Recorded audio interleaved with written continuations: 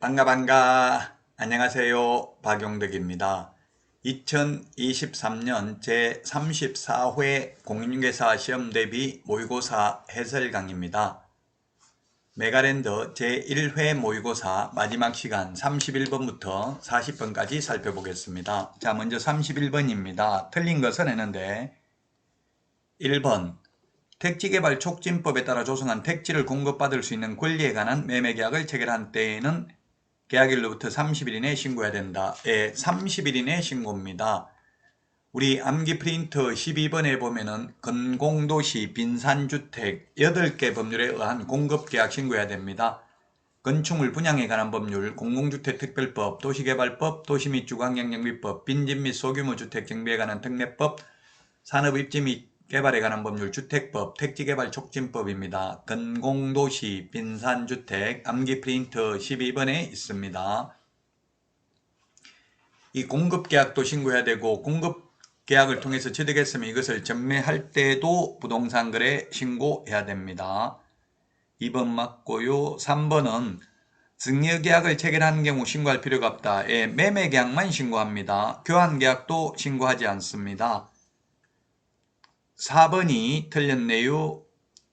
부동산의 면적 종류는 신고해야 되나 매도인 매수인 인적사항은 신고하지 않는다 했는데 신고해야 됩니다. 그래서 4번이 틀린 정답입니다. 인적사항도 신고해야 되고요. 따라서 4번이 정답이 되겠습니다. 신고해야 되는 거 우리 암기 프린터 13번 입자, 실종, 중개, 인기소 이렇게 암기했죠. 실입주계획, 자금조달계획, 실제거래가격, 부동산의 종류, 개업공개사 인적사항, 계약체결일, 중도금, 잔금 지급일, 거래당사자 인적사항, 조건, 기한, 부동산 소재지, 지번, 지목, 면적 모두 신고해야 됩니다. 물론 입주계획, 자금조달계획은 투기과일지구나 조정대상지역인 경우 무조건 신고해야 되고요. 비규제지역은 6억 이상, 그 다음에 법인이 주택을 취득한 경우는 지역과 상관없이 투기과일지구는 증빙자료까지 제출해야 됩니다. 그래서 4번이 틀린 정답이 되겠고요. 자, 그 다음에 5번은 허가받으면 허가받았다 하더라도 부동산거래 신고는 해야 됩니다. 허가받으면 계약서 검인받은 것으로 보고 농지취득자익증명은 받은 것으로 의제됩니다. 봅니다. 자, 다음은 32번입니다. 옳은 것은 했는데 부동산거래 신고는 주소지 시장군수구청장이 아니라 중개대상물 소재지 시장군수구청장 즉 신고관청에 신고해야 됩니다. 30일 이내에. 그 다음에 2번은 지상권은 신고 대상 아닙니다. 토지거래 허가는 지상권도 유상계약이나 예약 허가 받지만 부동산거래 신고는 매매계약만 신고합니다. 교환계약, 증여계약도 신고 대상 아닙니다. 자, 그 다음에 3번에 보면은 거래 당사자가 신고하는 게 아니라 중개거래일 때는 반드시 개업공개사가 신고해야 됩니다. 부동산 거래 신고는 개업공개사가 반드시 해야 되죠. 해제 신고나 주택임대차 신고는 개업공개사가 할 의무는 없습니다. 자, 그 다음에 4번에 일방이 신고를 거부한 경우 단독으로 할 수 있고요. 단독 사유서와 계약서 사본을 첨부해야 됩니다. 그러므로 첨부해야 되기 때문에 방문 신고만 가능하고 전자문서는 안 됩니다. 자, 그 다음에 5번에 거짓 신고하면 5% 이하의 과태료입니다. 500만원이 아니고요. 따라서 4번이 정답이 되겠습니다. 다음은 33번입니다. 부동산 거래계약 신고서 작성 방법에 관하여 틀린 것은 했는데 1번 외국인인 경우 국적과 매수 용도를 기재해야 되고요. 그 다음에 2번 거래 당사자가 다수인 경우 매수인 또는 매도인 주소란에 각자 거래 지분 비율을 표시해야 되고요. 3번 계약 대상 면적에는 실제 거래 면적을 계산하여 적되 집합 건물의 경우 전용 면적, 그 밖의 경우 연면적을 적습니다. 4번 거래 대상 종류가 공급계약인 경우 물건별 거래가격란에 부가가치세를 제외가 아니라 포함입니다. 입주권 분양권의 경우 부가가치세를 포함합니다. 입주권 분양권이 아닌 경우에는 부가가치세를 제외하죠. 우리 아파트의 경우는 부가가치세가 85제곱미터 이하는 붙지 않고요. 85제곱미터 초과하면 건물 가격에 대해서만 10% 붙습니다. 토지 가격에 대해서는 부가가치세 붙지 않고요. 오피스텔 같은 경우는 부가가치세가 포함되죠. 85제곱미터 이하라 하더라도. 자, 4번이 틀린 정답이 되겠고요. 그 다음에 5번 물건별 거래가격란에는 둘 이상의 부동산이 함께 거래된 경우 각각의 부동산별 거래가격을 적는다. 이게 어디냐면 부동산 거래 신고서 서식에 있습니다. 우리 서식이 시험에 반드시 한 문제는 출제되는데요. 굉장히 어려운데, 어렵다는 것은 자주 나오진 않죠. 그러나 자주 나오는 것은 확인설명서, 그 다음에 전속중개계약서 서식, 그리고 부동산 거래 신고서 서식, 요 세 개는 꼭 좀 보셔야 되겠습니다. 서식이 아주 자주 출제되는 서식입니다. 나머지 서식은 뭐 그냥 문제에 나오면 찾아보시면 되겠습니다. 모든 서식을 다 보기는 어렵습니다. 34번입니다. 허가구역 지정에 대해서 틀린 것입니다. 1번 허가구역은 같은 시도 안에 있으면 시도이사, 둘 이상의 시도에 걸친 경우는 국토부 장관이 지정하고요. 2번은 지정사유가 없어졌다고 인정되면 도시개균의 심의를 거쳐서 해제하거나 축소할 수 있는 게 아니라 해야 됩니다. 답은 3번이네요. 허가구역 지정했을 때는 즉시 효력이 발생하는 게 아니라 지체 없이 발생하는 게 아니라 5일 후에 효력이 발생됩니다. 처음 지정했을 때는 5일 후에 효력이 발생하고요. 재지정, 축소, 해제의 경우에는 즉시 효력 발생됩니다. 5일이라는 숫자 딱 한 번 더 나오죠. 부동산 거래 신고 등에 관한 법률은 여기 한번 공인중개사법에 자격 취소한 시도이사는 5일 이내 국토교통부 장관에게 보고하고 다른 시도이사에게 통지해야 됩니다.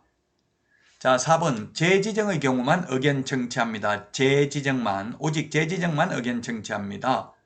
처음 지정할 때 해제 축소는 의견 청취하지 않습니다.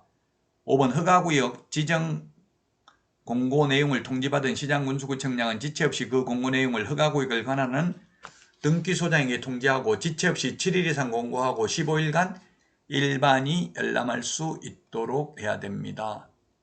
자, 다음은 35번 문제입니다. 토지거래 허가구역 등에 관한 설명으로 틀린 것입니다. 허가구역에 대해서 틀린 것. 자, 기역의 지상권 설정 및 이전에 대한 유상계약도 허가 대상이다. 소유권 지상권에 관한 유상계약인의 예약입니다. 맞습니다. 자, 그 다음에 법원 경매의 경우 허가받을 필요 없습니다. 법원 경매는 허가 안 받습니다. 압류부동산 공매도 허가 안 받습니다. 비업무용 부동산 공매는 3회 이상 유찰된 경우 허가받을 필요 없습니다. 자, 그 다음에 D것은 자기의 주거용 주택용지로 이용할 목적으로 토지거래 허가받은 자는 특정한 사유가 없는 한 토지 취득일로부터 2년간 허가받은 목적으로 사용해야 된다. 예, 우리 암기 프린터 32번에 보면은 6번에 있는데요. 농업, 축산업, 임업, 업, 대토, 주거, 복지, 편익시설은 2년, 사업용 토지는 4년, 민간임대주택 사업토지 현상보존은 5년 동안 허가받은 목적으로 사용해야 됩니다. 리얼에 보면 토지 이용 업무를 이행하지 않아서 이행명령을 받은 자가 그 명령을 이행하는 경우에는 새로운 이행강제금 부과를 즉시 중지하되 명령을 이행하기 전에 이미 부과된 이행강제금은 징수하여야 합니다. 기출문제 지문입니다. 징수하여서는 아니 된다. X가 되겠습니다. 따라서 틀린 것 정답 2번이 되겠습니다. 2번 하나만 틀린 내용이 되겠습니다. 나머지는 다 옳은 내용입니다.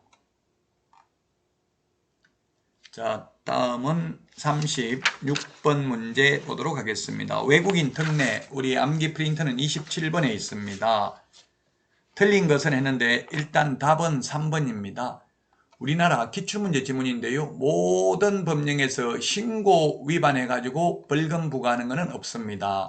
행정형벌은 부과하지 않습니다. 왜냐하면 신고라는 것은 민원인이 신고하면 적법 요건을 갖추면 반드시 수리해야 되는 것이기 때문에 질서를 안 지키는 사람, 게으른 사람에게 부과하는 과태료나 또는 행정처분을 할 뿐입니다. 따라서 대한민국 모든 법률에서 신고 위반으로 벌금 부과하는 것은 없습니다. 따라서 답은 3번이고요.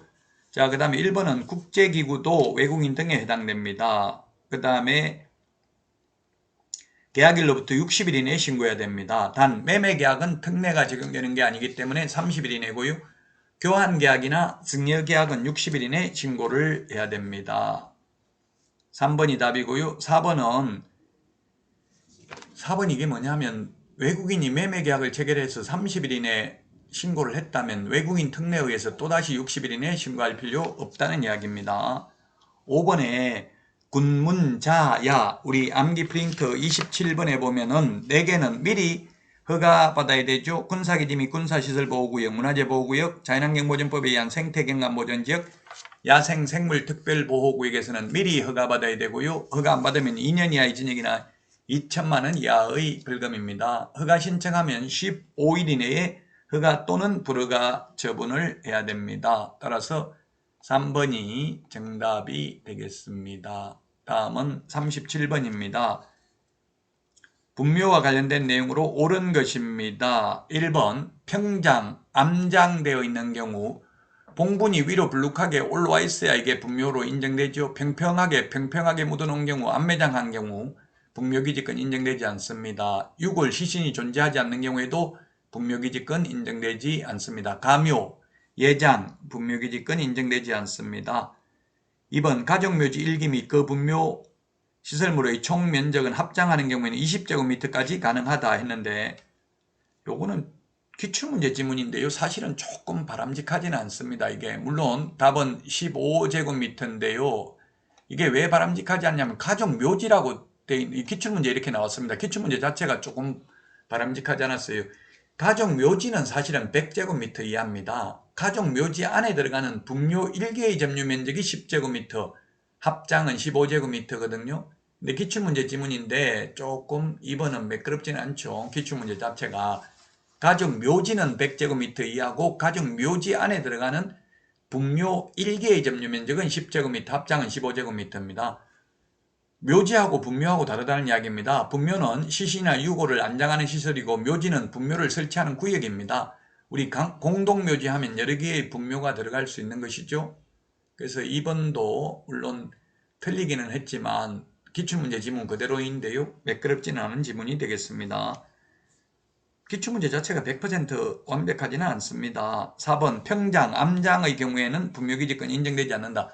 평평하게 묻어놓은 경우에는 인정되지 않고요. 우리 살인사건 나면 암매장했다는 말 나오잖아요. 암매장한 경우에도 밑으로 푹 파고 묻어놓은 경우에도 분묘기지권 인정되지 않습니다.